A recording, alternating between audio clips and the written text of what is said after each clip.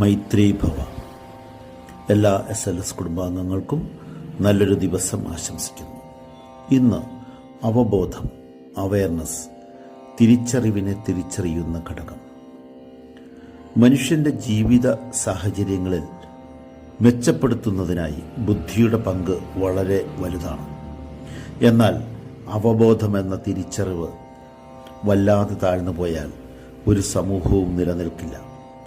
ആഗോളതാപനം, യുദ്ധങ്ങൾ തുടങ്ങി കുടുംബ ബന്ധങ്ങളിലെ തകർച്ചയും ജീവിതശൈലി രോഗങ്ങൾ വരെ ഈ അവബോധക്കുറവിൻ്റെ ലക്ഷണങ്ങളല്ലേ?